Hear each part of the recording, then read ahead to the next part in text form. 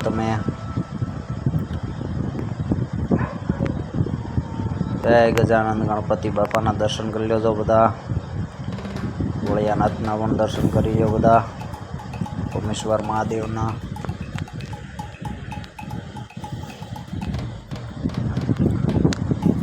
ચલો હવે આપણે મોટા મંદિરે પણ જઈશું. જો આ મોટું મંદિર છે. ચાલો આપણે ત્યાં જઈશું હવે.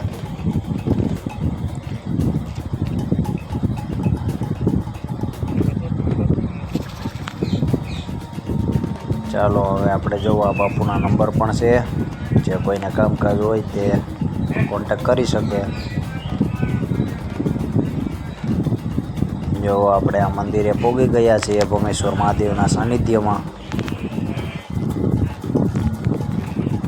જો ગજાનંદ ગણપતિ દાદાના દર્શન કરી લેજો બધા.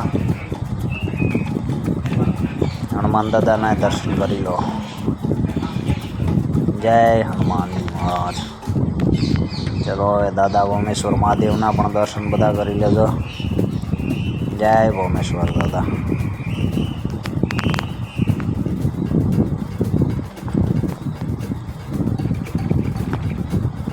ચાલો હવે આપણે બહારનું સીન પણ થોડુંક લઈ લઈએ. બહુ મસ્ત જગ્યા છે.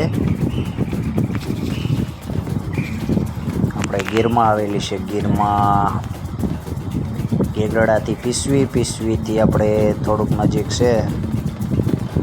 જે કોઈ ફરવા આવે તે કોન્ટેક નંબર પણ આપેલો છે. જો આપણે મૂર્તિને ચાંદલા કરવા નહીં એવી રીતનું લખેલ છે. આમાં કોઈને ચાંદલા કરવા નહીં માતાજીને એવી રીતનું બાપે લખાવેલું છે.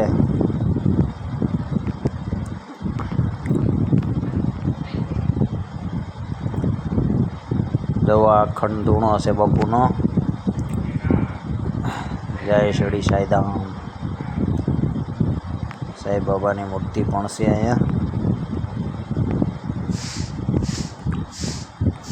આ સેવક લોકો છે બધા. આપણે મોટો હોલ છે. કોઈ સેવકો આવ્યા હોય તો રહેવા માટેનો. એટલે બધી સુવિધા છે અહીંયા. જે કોઈ લોકો આવે તે આરામથી રહી શકે છે અહીંયા.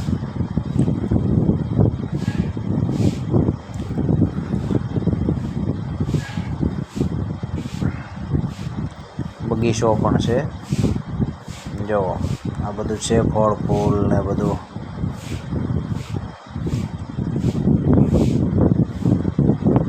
જોતા રહેજો બધા છેલ્લે સુધી. અને બાપુના પણ તમને બધાને દર્શન કરાવી દઉં.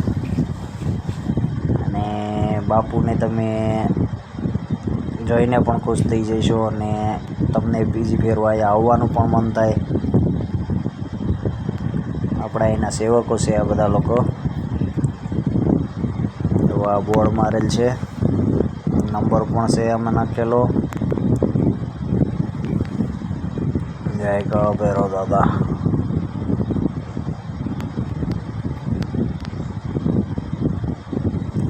આ બધે લખેલું છે મૂર્તિને ચાંદલા કરવા નહીં. છે કંઈક કારણ એટલે જ કોઈ ભાઈઓએ ચાંદલા કરવા નહીં મૂર્તિને. હલો હવે બાપુના પણ દર્શન કરવાના છે. એટલે તમને ત્યાં લઈ જાઓ બાપુના દર્શન કરવા માટે.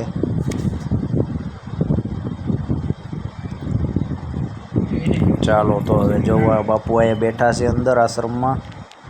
અને ચાલો આપણે ત્યાં જઈએ બાપુના દર્શન કરી લઈએ. દર્શન કરી લેજો બધા ભાઈઓ. જોવા બાપુ બેઠા છે. આ લોકો સેવકો છે તેના.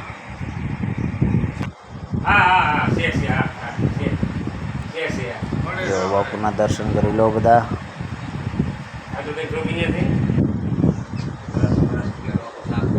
બાપુની મોજ હો. જય ગિરનારી.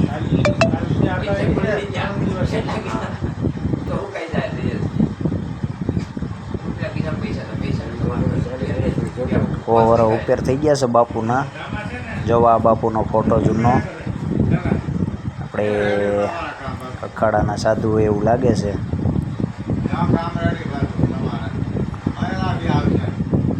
તો આ લોકો પણ સેવક લોકો છે. એટલે હવે જાવું થઈ રહ્યા છે અને આપણે પણ હવે ચાલો બધા લોકોએ દર્શન કરી લીધા હોય તો આપણે પણ હવે ચાલીએ.